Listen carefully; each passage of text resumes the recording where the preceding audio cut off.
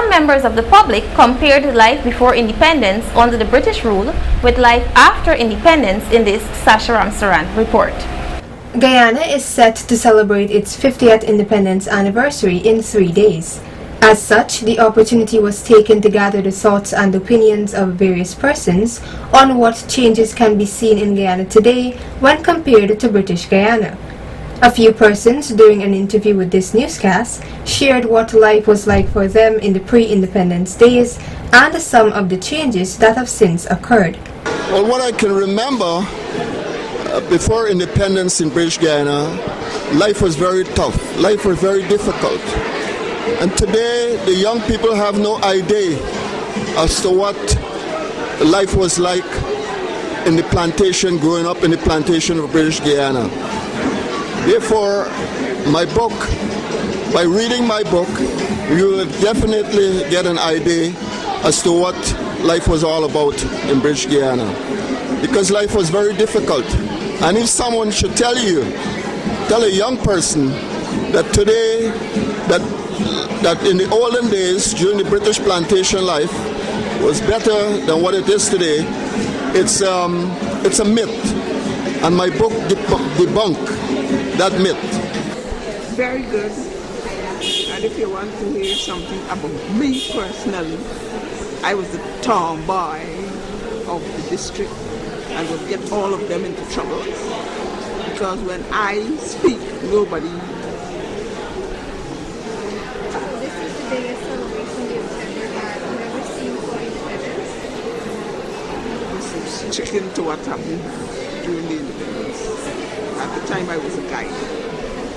The independence movement in Guyana, we had momentum from 1960s, and then Fox Burnham did very well in articulating independence. Might have been better in the pre-independence days is maybe standards in terms of how people present themselves, how children behave, the kind of indiscipline that we experience these days. I think if you speak to some of the old people, they will tell you the discipline in those days was much higher than it is today. Even though they were worse off in terms of economics and in terms of living conditions, they were able to control their children and get them to do a lot of stuff.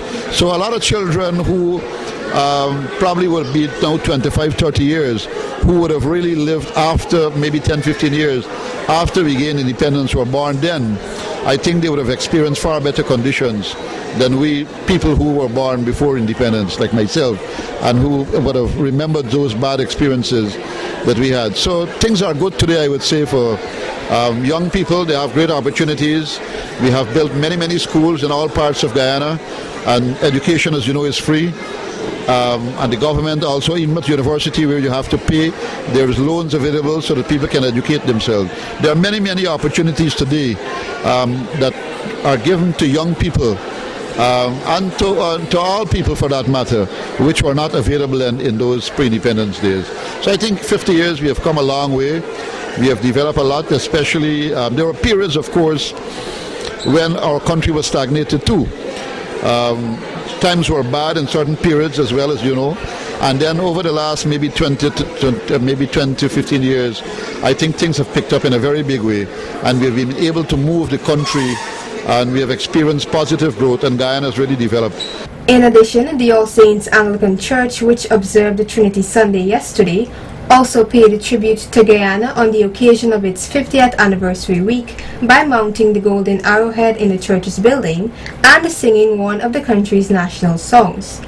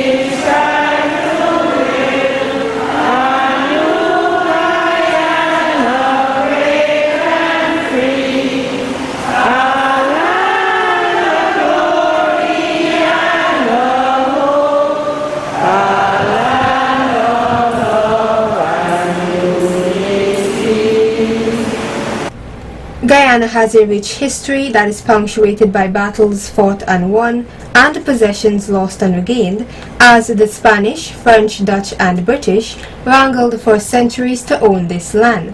However, after many trials and tribulations, Guyana successfully gained its status as an independent nation on May 26, 1966, and has since been on the road to becoming an economically developed country.